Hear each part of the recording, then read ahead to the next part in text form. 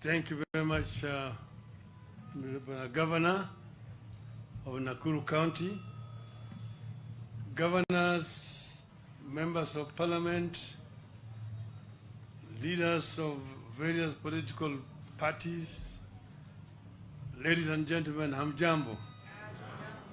Hamjambo tena. As the governor has said, Nakuru has a center of politics in our country. Right from the days of the colonialism, right through up to post-independence era. I was giving an example to those I was sitting today about what happened to my father when he was coming here in those days as a leader of Luo Union. The story is actually written in his book. He was with a friend of his, and they were walking somewhere along the street which used to be called Delamere Avenue. And as they were walking there, all of a sudden there's a white man coming on a bike with a bell, and was ringing the bell.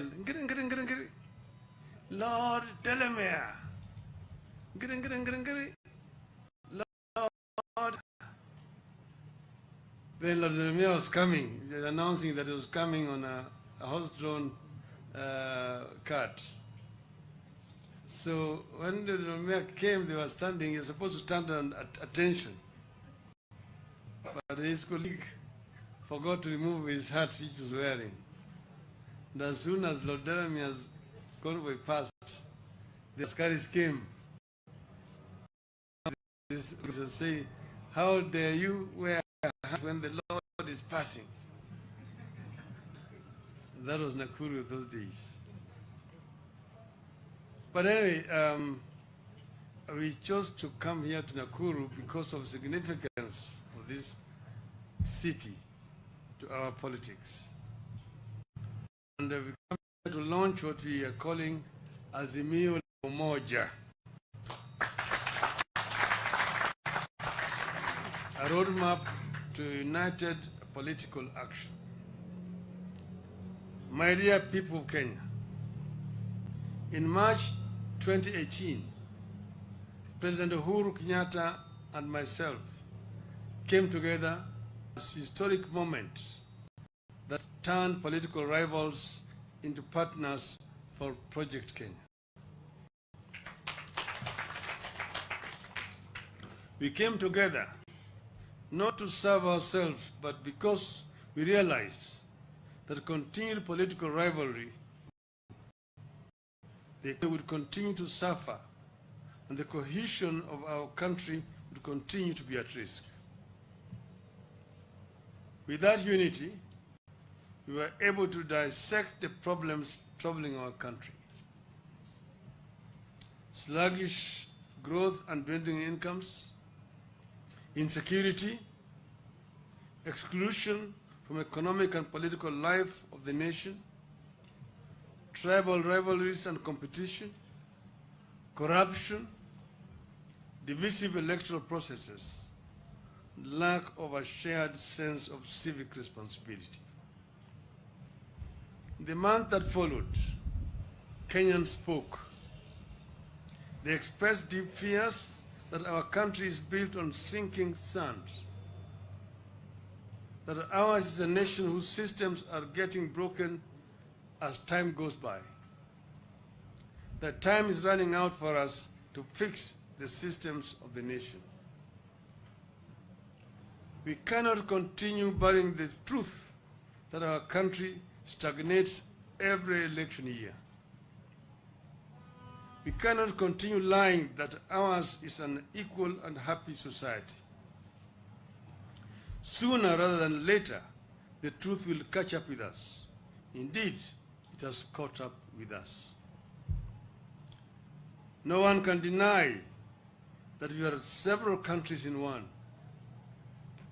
Some Kenyans are doing extremely well, while many others are struggling to access even the most basic of basics. Most sectors of our economy are experiencing severe challenges, be they tea, coffee, pyrethrum, wheat, maize, sugarcane, or livestock farmers or sectors. Fishermen from the Indian Ocean to Lakes Turkana and Victoria are feeling the pinch. Workers in our factories are feeling the pinch. Teachers in our schools, just like the parents, are feeling squeezed. University academic and non-academic staff, doctors and nurses are all living in duress. Our country is not generating enough jobs to absorb our educated and skilled population. There can be no doubt that this country needs a massive investment in sectors like manufacturing, agriculture, infrastructure, healthcare infrastructure, and information technology, tools for emotional and irrational appeals. A section of leaders is taking advantage of rather than address the problems. It is clear that these problems will persist well beyond 2022 unless we begin addressing them today. Our country needs a coherent plan to recast and implement our long-term development plans as contained in the Vision 2030. There can be no denying that the country needs to promote and protect the small-scale businesses, like the types resident in Gikomba and similar markets, from unfair competition by foreigners. We equally need to address the issue of punitive taxation so that we promote, not punish, investment. Kenya needs a fair and transparent tax regime backed by a clean and efficient public service. We need to build a nation where leaders exist to serve people and not to lord over them. A nation where meritocracy shall replace mediocrity and nepotism. And a country with zero tolerance to corruption. We need to build a nation where rights of each and every citizen, irrespective of their status, is respected. We need to respect gender, our women folk, promote the youth in our society. Inawezekana. In our own small way, we must start that conversation. We must start talking about how to ensure elections are not about government but governance.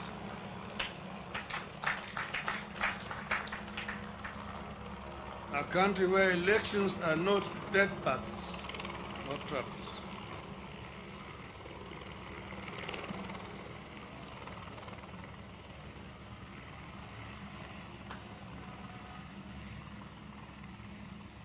In the present circumstances, we must unite and help our people contain the COVID-19 pandemic, rally them for vaccination, while we work with the government to roll out measures to cushion the country from the ravages of the pandemic. Together we can come up with ways and means to raise money to fund stimulus packages for our people as other countries have done.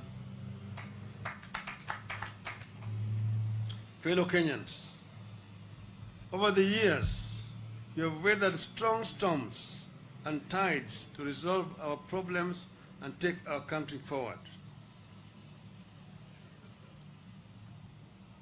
It has been a difficult journey across a treacherous road to democracy, a liberalized economy, and a free and open society. We have come this far because at difficult times, we have always charted a path that sets us apart from other third world countries. A path that takes us forward, not backwards, and secures our future while benefiting from lessons of the bitter past.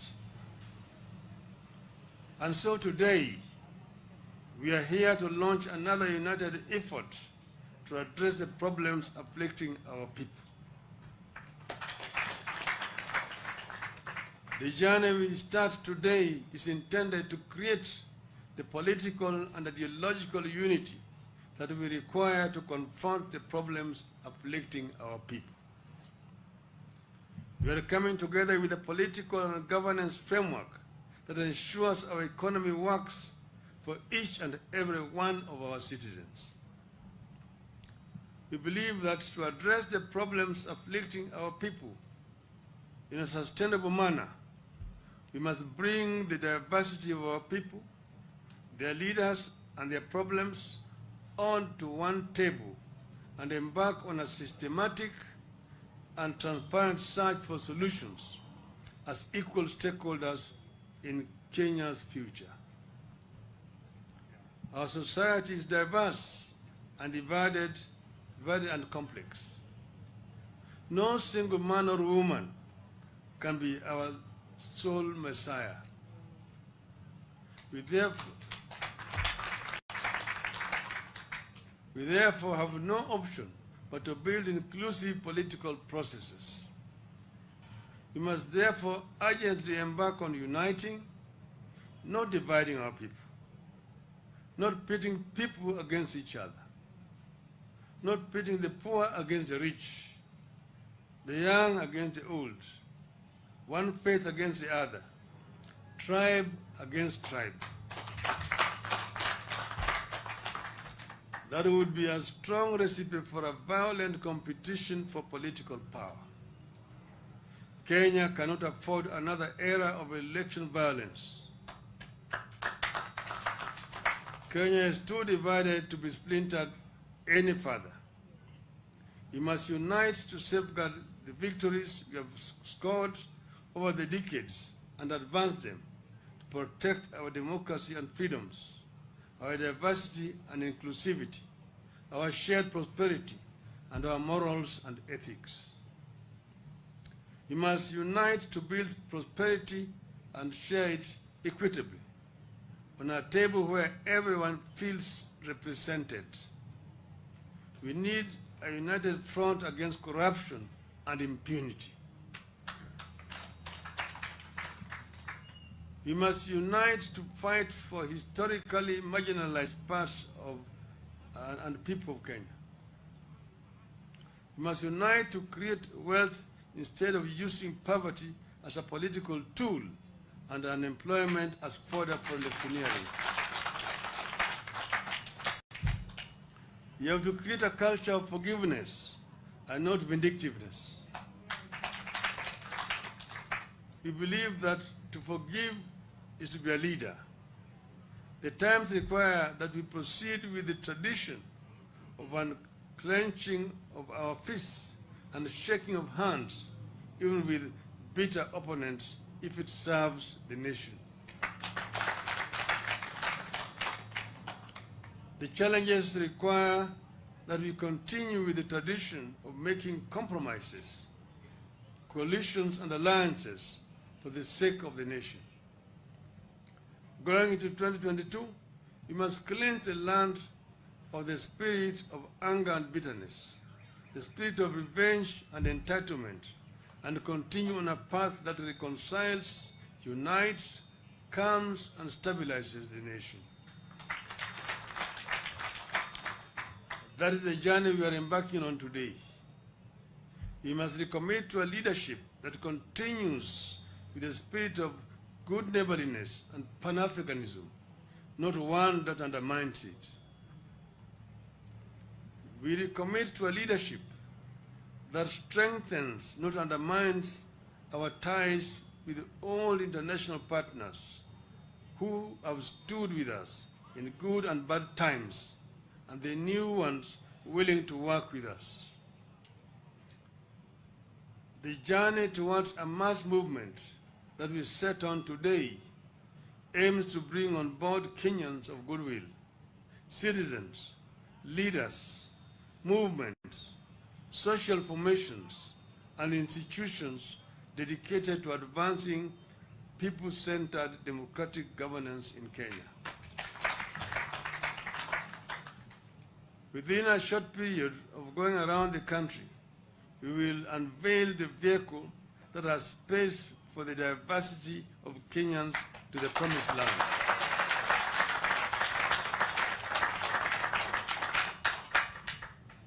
Fellow Kenyans, we have spoken so much about unity because we believe it matters. A house divided cannot stand. We need unity of purpose around core, long-term and consistent, not erratic policies with clearly defined goals as demanded by Kenyans. Mere words and catchy slogans will not work. We know where history has led those countries that fell victim to the sweet tongues of politicians. We must not allow ourselves to be falsely led down that path in 2022. We must take the high road and summon the angels in us to not recall our demons. We want every child, no matter their pedigree or identity, to think and believe that it can be morning in Kenya again, that we are about to arrive in a new land full of the most seductive possibilities.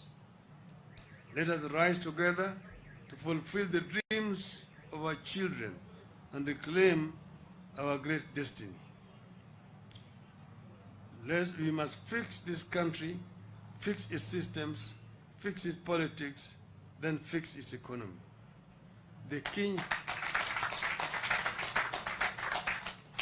We believe that the Kenyan dream, as coined by the founding fathers, is achievable. Inawezekana. Let us work together to achieve the Kenyan dream. Thank you. May God bless you. God bless Kenya.